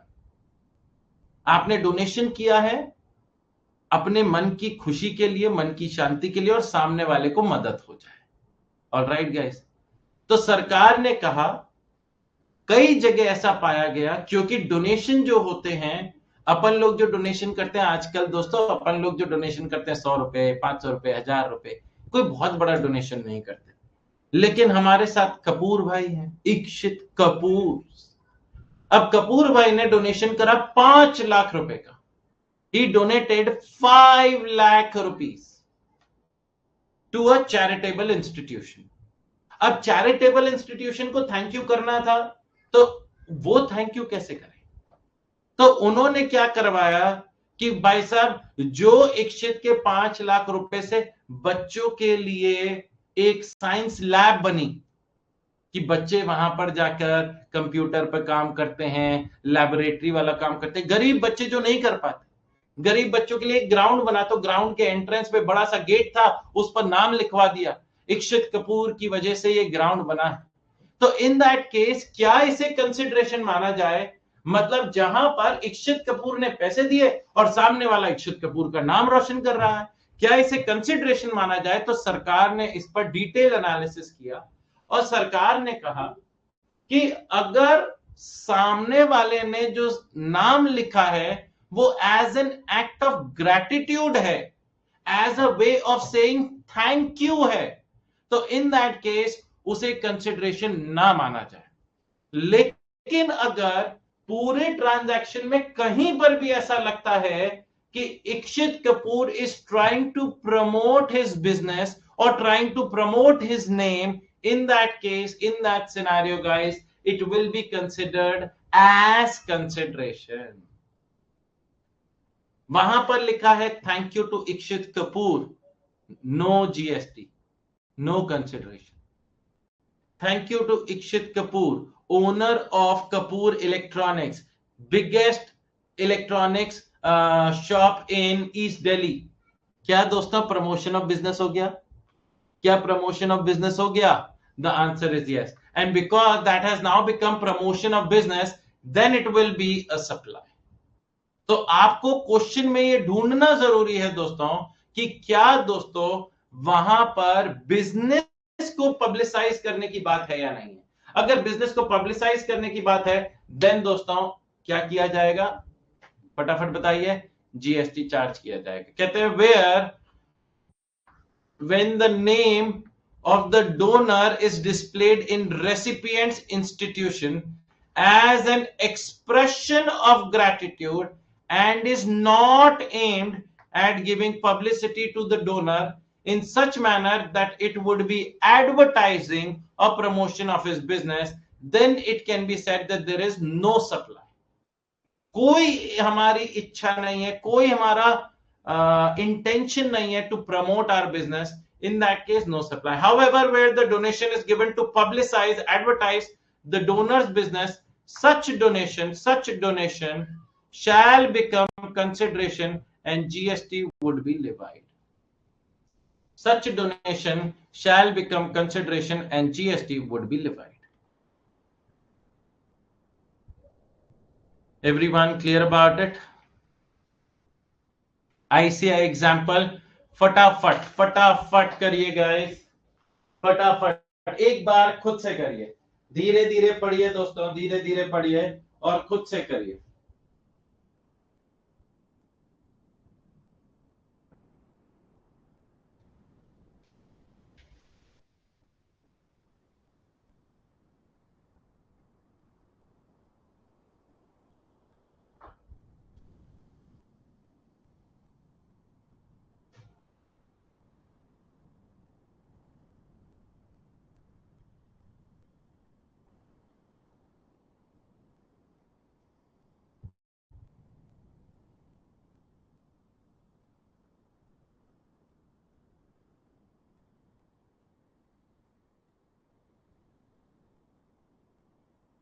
पढ़ा गाइस?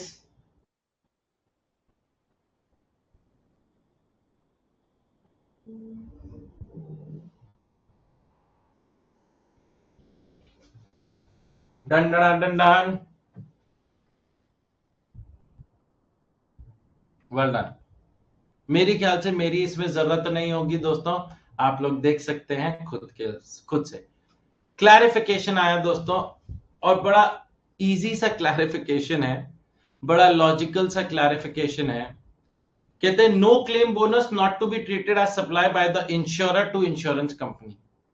अब ये होता क्या है दोस्तों, मैं आपको समझाता हूं पहले। नो क्लेम बोनस, सरकार या इंश्योरेंस कंपनीज जो होती हैं, जैसे आई हैव अ कार, मेरे पास एक गाड़ी है, तो क्या हम गाड़ी का इंश्योरेंस करवाते हैं कि खुदा ना खास्ता कभी एक्सीडेंट हो गया तो गाड़ी का खर्चा हमें ना उठाना पड़े, इंश्योरेंस कंपनी गाड़ी का खर्चा उठाएगी, आया ना? उसे अपन क्या बोलते हैं? कार इंश्योरेंस नॉर्मली बोलते हैं। अब लेट्स से दोस्तों ईयर नंबर वन में ये 1 साल का होता है, जनरली ये 1 ईयर का होता है, और इसमें मैंने इंश्योरेंस प्रीमियम पे किया लेट्स से 10,000 रुपीज, कि अगर इस साल में कार का एक्सीडेंट हो जाएगा तो गाड़ी से जुड़ा हुआ खर्चा will be borne by the insurance company. However दोस्तों, देयर वाज नो एक्सीडेंट, कोई एक्सीडेंट नहीं हुआ, तो क्या दोस्तों मुझे अपनी car insurance policy in year number 2 दोस्तों रिन्यू करवानी पड़ेगी? मुझे इंश्योरेंस पॉलिसी फिर से लेनी पड़ेगी, because insurance policy is only for a specified period of time. 1 साल खत्म हो गया था, तो जब मैं फिर से प्रीमियम लेने जाता हूं, तो जिस कंपनी में मैंने पहले वाला इंश्योरेंस प्रीमियम लिया, लेट्स से एको इंश्योरेंस, सुना है दोस्तों? मैंने एक्चुअल में इस कंपनी का लिया हुआ है। अब एको वाले का, ध्यान से मेरी बात सुनिएगा, एको वाले का मेरे पास फोन आता है, राठी जी ईयर नंबर 2 चालू हो रहा है, और क्योंकि आपने गाड़ी का कोई एक्सीडेंट नहीं किया है, हम आपको नो क्लेम बोनस दे रहे हैं। It is more like a discount so that you continue your insurance with us।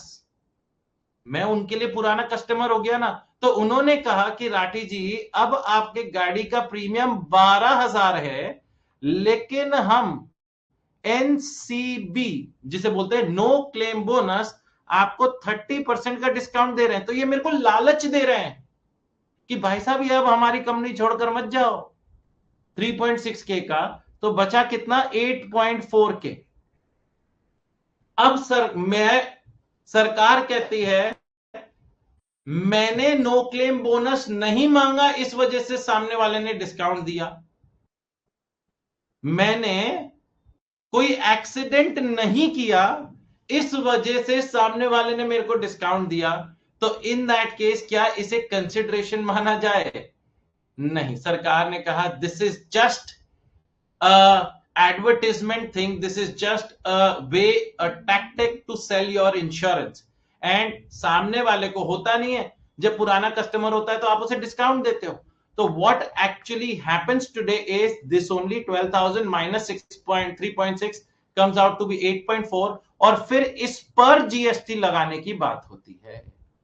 तो सरकार ने यही बोला कि राठी जी ने एक्सीडेंट नहीं किया और राठी जी ने आपसे कोई क्लेम नहीं मांगा, ये राठी जी ने आपके लिए कोई कंसिडरेशन थोड़ी ना किया है। ऑलराइट गाइस, मतलब कोई जानबूझ के एक्सीडेंट करेगा क्या? तो सरकार ने उस पर क्लैरिटी दी, कहते हैं as a general practice in the insurance sector the insurance companies deduct no claim bonus from the gross insurance premium when no claim is made by the insured person during the previous insurance period। It has been clarified, clarification आया that there is no supply। मेरी तरफ से कोई supply है क्या? है कि मैंने एक्सीडेंट नहीं किया, मैंने इंश्योरेंस नहीं मांगा, ये कोई सप्लाई है क्या? It has been clarified that there is no supply provided by the insured कौन था? श्रेय Rathi, to the insurance company in form of refraining from the act of lodging insurance claim during the previous year, and NCB, no claim bonus, cannot be considered as consideration for any supply provided by the insured to the insurance company. बिल्कुल logical बात है. It is just a strategy to retain your old customer. Okay, आ जाओ guys. Next point, clarification. Clarification, guys. Artwork sent by artists to galleries for exhibition. Clarification आ रहा है दोस्तों. Next वाला बड़ा इंटरेस्टिंग, ये भी बहुत अच्छा है और बहुत सिंपल सा है, बड़ा लॉजिकल है दोस्तों. Art work send by artist. अब दोस्तों मैं बहुत बड़ा पेंटर दोस्तों, MF हुसैन साहब के बाद मेरा ही नंबर आता था दोस्तों. अब मेरे को बताइए दोस्तों, मैं अगर इतना बड़ा पेंटर हूं और बड़ी बड़ी पेंटिंग्स बनाता हूं, तो मेरा काम पेंटिंग है, मेरे को मार्केटिंग स्ट्रैटेजी नहीं आती, मेरे को अपनी पेंटिंग्स बनानी आती है, बेचनी नहीं आती. तो उसके लिए मैंने किसको हायर किया? उसके लिए मैंने हायर किया शिल्पा को. और शिल्पा को हायर किया और शिल्पा से कहा, शिल्पा मेरी पेंटिंग्स बिकवानी है. कहते कितने की है ये लाल पीली? ओ मैंने कहा वो लाल पीली, नीचे अमाउंट देखो, 2.5 लाख. सारी 2.5 लाख की है क्या? अरे ये अकेली लाल पीली 2.5 लाख की है. आपको पेंटिंग के बारे में ज्यादा जानने की जरूरत नहीं है. आप तो कहीं ऐसी जगह एग्जीबिशन लगवाओ जहां अमीर अमीर लोग आकर ये पेंटिंग्स खरीद के जाए. बस इतना काम करिए. आपकी कोई जान पहचान है कि नहीं है? लाल पीली कर रही हैं. तो इन दैट केस मैंने अपनी सारी पेंटिंग्स हैंड ओवर करी, let's say worth 80 lakh rupees to Shilpa. तो क्या शिल्पा ने मेरे को 80 लाख रुपए देन एंड देयर दिए? मैंने शिल्पा से कहा, शिल्पा बेटा पैसे. उसने जेब में हाथ डाला तो सिक्कों की गनगनाहट हो रही थी, ऐसे सिक्के. मैंने कहा रहने दे बेटा, ना हो पाएगा, 80 लाख है, गोल्ड कॉइन्स थोड़े ना है जेब में जो ऐसे दोगी. हाँ जी.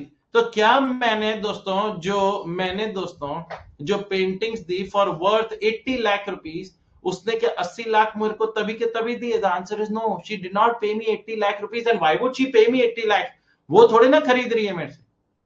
अब उसने बड़ा सा एग्जीबिशन रखा जहां अमीर अमीर लोग, स्मृति ठक्कर, अवानी व्यास, इक्षित कपूर, विवेक, संजीवनी शेखावत, हरप्रीत, ये लोग पहुंचे दोस्तों. स्मृति ठक्कर पहुंची. Oh my god, this is a master class. I will take one of these. Shilpa उनसे कह रही है, मैडम रेट पता है, आप चुप रहिए. I will take one of these. 5 lakh रुपए की है, I will take one of these. हाँ जी. दूसरा आगे बढ़ती है, स्मृति आगे बढ़ती है. ओ my God, I have never seen a painting like that. और शिल्पा पेंटिंग पे देख के कह रही, पूरा तो काला है, नजर लगाने के काम आएगा बच्चों के. पेंटिंग में से नजर उतारो, काला माथे पे लगा लो. कह रहे ये भी कर दीजिए. अब मेरे को बताइए guys, in this scenario actual sale कब हुई? एक्चुअल सेल कब हुई? जब स्मृति ने आकर वो पेंटिंग्स खरीदी. क्या तब जीएसटी लगेगा? द आंसर इज यस, तब जीएसटी लगेगा. Then GST shall be levied. अब दूसरा, शिल्पा ने पूरी कोशिश करी कि मेरी पेंटिंग्स ना बिके, लेकिन चलो भाई, कुछ पेंटिंग्स बिक गई, तो शिल्पा भी क्या मेरे से ब्रोकरेज चार्ज करेगी? The answer is yes. And क्या उस ब्रोकरेज पर जीएसटी है? अगेन यस, उस ब्रोकरेज पर जीएसटी है. तो in this scenario, in the entire example, there are 2 transactions.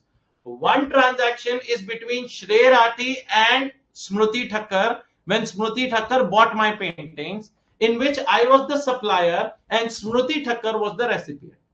The second transaction is between Shilpa and Shrey Rathi, wherein Shilpa was like a broker, was like the organizer, the exhibitor जिसे बोलते हैं, जिसने मेरी paintings को exhibit करवाया, लोगों के सामने दिखाया. She was the service provider, और सर्विस क्या दी कि मेरी पेंटिंग्स बेचने की कोशिश करी, जबकि कोई ऐसी उसकी कोशिश नहीं थी, मगर चलो मान लेते हैं, and I am making a payment of commission to her, then I will be the service recipient in that scenario. I will be the service recipient. तो यहां पर पढ़ते हैं गाइस, कहते हैं artists give their work of art to galleries where it is exhibited for supply. However, no consideration flows from the gallery to the artist when the artworks are sent to the gallery for exhibition. क्या शिल्पा ने मेरे को 80 lakh rupees दिए थे जब मैंने उसको paintings दी थी सारी? नहीं. And therefore the same is not a supply. It is only when a buyer कौन थी? स्मृति Thakkar, selects a particular artwork displayed at the gallery that the actual supply takes place and applicable GST would be payable at the time of such supply. Further, the exhibitor कौन था? Who was the exhibitor? The exhibitor was Shilpa. Charges commission on sale of artwork from the artist. This is the service contract and leviable to GST as well. So now there are two transactions. One is supply of painting and another is commission charges. Everyone clear about it? Oh my God, it's been 1 hour 26 minutes. I didn't realize 1 घंटा 26 minute से हम पढ़ाई कर रहे हैं. छुट्टी guys, छुट्टी. ये आपका होमवर्क है guys. Examples for better clarification आपके सामने दोस्तों मैंने 10 एग्जाम्पल्स बनाए हैं गाइस. एंड दिस क्वेश्चन, ये आपके 2 होमवर्क हैं. कल संडे भी है दोस्तों, तो you guys can easily, examples तो पढ़ने ही है और question will not take more than 2 minutes. Question में 2 मिनट से ज्यादा नहीं लगेंगे. एवरीवन, मजा आया दोस्तों. We should be able to wind up this chapter by the next week. अगले हफ्ते में by Thursday we should be. कल क्लास नहीं है? नहीं, कल क्लास नहीं है. ये वाली पीडीएफ अवेलेबल नहीं है. ये वाली पीडीएफ मैं अवानी अवेलेबल करवा दूंगा.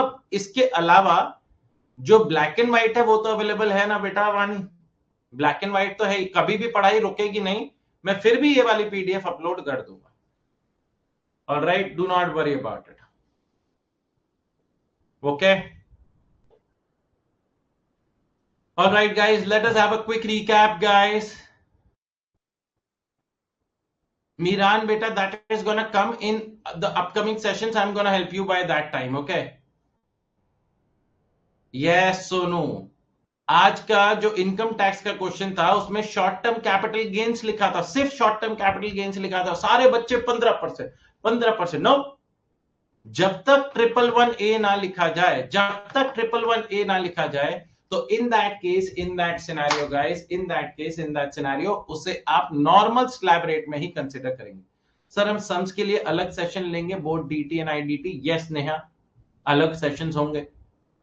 लेट्स से मैंने दिमाग में सोच रखा है जब इनकम टैक्स में चैप्टर नंबर 1 and 2 हो जाएंगे तब we will keep one session 90 minutes only for solving out questions. 90 minutes only for the purpose of solving out questions. I will not be teaching, only practice. And likewise for GST, once the first 3 chapters are complete, we will have a practice session. Gross salary में 50,000 deduct करना था या नहीं? बिल्कुल करना होता है. करना. ग्रॉस सैलरी लिखिए तो 50,000 क्यों नहीं डिडक्ट करोगे? ग्रॉस सैलरी के बाद ही तो डिडक्शंस होते हैं. ऑलराइट गाइस, क्विक रिकैप करते हैं guys. Sir both DT and IDT कौन से डेट तक खत्म हो जाएगा? Akshay, most likely by the 25th of August. GST तो 100% कंप्लीट हो जाएगा. इनकम टैक्स हो सकता है 1-2 दिन और चले. मेरी वैसे कोशिश यही रहेगी कि by the 25th of August we complete with the entire DT and IDT. 25th of August, that's like 35 days from now on. Okay, चलो let me help you out with a quick recap guys. Recap कराता हूं आज के session का. और आज के session में हम लोगों ने सप्लाई देखा. Supply is the foundation stone to levy GST. अगर एक ट्रांजैक्शन को आप सप्लाई नहीं बोल सके तो जीएसटी नहीं चार्ज करोगे. फिर सबसे पहले पहुंचे हम supply under section 7 subsection 1 clause ए, जो कहता है कि भाई गुड्स और सर्विसेज होने जरूरी हैं या दोनों हो जाए. दूसरा कंसिडरेशन होना जरूरी है, तीसरा बाय अ टैक्सेबल पर्सन होना जरूरी है, और चौथा दोस्तों इन the course of furtherance of business होना जरूरी है। ये 4 पॉइंट्स में से आज हम 2 पॉइंट्स कर पाए। पहला, गुड्स और सर्विसेज। गुड्स क्या होते हैं? Every kind of movable property other than money and securities. And services क्या होता है? Everything other than goods, money and securities. मतलब दोस्तों मनी एंड सिक्योरिटीज को छोड़ दें तो सारी चीजें आपके गुड्स या फिर सर्विसेज की डेफिनेशन में आ जाएंगी। फॉलोड बाय दोस्तों हम लोगों ने उससे जुड़े हुए कुछ क्लैरिफिकेशन करे कि अगर सिक्योरिटीज के ट्रांजैक्शन के लिए कोई आप कमीशन ब्रोकरेज देते हैं तो उस पर जीएसटी शैल बी चार्ज। अगर होल्डिंग कंपनी सब्सिडियरी कंपनी के शेयर्स होल्ड करती है तो उस पर GST shall not be charge because shares are a part of securities and securities are neither goods not services. उसके बाद हम पहुंचे दोस्तों, कुछ एग्जांपल्स करे थे that can be avoided, and last जो इंपॉर्टेंट पॉइंट पहुंचे दैट वाज कंसिडरेशन। कंसिडरेशन होता है something in return, but consideration में दो चीजें नहीं आती। पहला, सब्सिडी बाय द सेंट्रल और the state government, and secondly advance और डिपॉजिट दोस्तों which are returnable, which are refundable, else everything is consideration. Second point दोस्तों, इसके भी कुछ क्लैरिफिकेशंस थे। क्लैरिफिकेशन में सबसे पहला क्लैरिफिकेशन क्या आया कि अगर आप कोई डोनेशन देते हैं और सामने वाला as an act of gratitude, just a way of saying thank you, आपका नाम कहीं पर लिख देता है तो उस पर जीएसटी नहीं लगेगा। लेकिन अगर आपने सामने वाले को पैसा दिया और अपने बिजनेस का प्रमोशन करवा लिया, एडवर्टाइजमेंट करवा लिया, then it will be considered to be consideration and appropriate GST shall be levied. दूसरा आता है no claim bonus. Insurance company दोस्तों अपने कस्टमर्स को अगले साल इंश्योरेंस रिन्यू करवाने के लिए, जिन्होंने पहले साल में कोई क्लेम नहीं मांगा, आप क्लेम कब मांगते हो? आप क्लेम मांगते हो जब आपकी गाड़ी का एक्सीडेंट हो जाए। अगर गाड़ी का एक्सीडेंट नहीं हुआ, आपने क्लेम नहीं मांगा, तो सामने वाले आपको नो क्लेम बोनस देते हैं। इसका मतलब यह नहीं है कि इंश्योर्ड ने, जिसने एक्सीडेंट नहीं किया, उसने आपके लिए कोई काम किया है। मैंने अगर अपने गाड़ी का इंश्योरेंस नहीं किया तो मैंने क्या इंश्योरेंस कंपनी के लिए काम किया है? नहीं ना यार। Did I do anything for the insurance company? No. तो इन दैट केस सरकार ने कहा कि राठी जी ने इंश्योरेंस कंपनी के लिए कोई काम नहीं किया just because he did not ठोकोफाई his car. Understand that point. मैंने अपनी गाड़ी नहीं ठोकी इसका मतलब यह थोड़ा ना मैंने इंश्योरेंस कंपनी के लिए काम कर दिया। तो सरकार ने कहा कि अगर आप नो क्लेम बोनस देते हैं, it is like a discount, it is not something जो राठी जी ने आपके लिए किया। आपने राठी जी को अगले साल भी इंश्योरेंस पॉलिसी आपसे लेने पर मजबूर किया। It is more like a trade discount. Simple सी बात सोचो। एंड लास्ट पॉइंट, अगर दोस्तों आर्टिस्ट वाला, जहां पर आर्टिस्ट एग्जिबिटर को अपनी पेंटिंग्स देता है, वहां पर कंसिडरेशन फ्लो नहीं होता क्योंकि एग्जिबिटर पैसा भी नहीं देता। एग्जिबिटर दोस्तों क्या लगाता है? एग्जिबिटर बड़ी सी एग्जीबिशन लगाता है जहां अमीर लोग आके पेंटिंग्स खरीदते हैं। तो जब अमीर लोग आके पेंटिंग्स खरीदते हैं दोस्तों, उसे सप्लाई माना जाता है, और एग्जिबिटर को जब उसका कमीशन ब्रोकरेज मिलता है उसे भी सप्लाई माना जाता है। सर मनी रिटर्न हो गया ऐसे मान सकते हैं सर? नहीं नहीं, मनी डिस्काउंट में मनी रिटर्न कहां होता है आरती बेटा? डिस्काउंट में कोई मनी रिटर्न नहीं होता। Alright guys, I hope you guys enjoyed the session. Have a break guys tomorrow and try to wind up. अगर कोई सेशन मिस आउट हो गया है, कोई पॉइंट में दिक्कत हो रही है, तो आपको संडे का टाइम मिलता है जब आप अपना बैकअप क्लियर अप कर सकते हैं guys. And I'll see you guys on Monday morning. अगर कोई डाउट है गाइस तो you can put that into the chat box or in the WhatsApp group. मैं देख रहा हूं WhatsApp ग्रुप में हमारा काफी पॉजिटिव आउटकम है। बहुत सारे बच्चे क्वेश्चन आंसर से जुड़ी हुई बातें करते हैं, and that is very very good.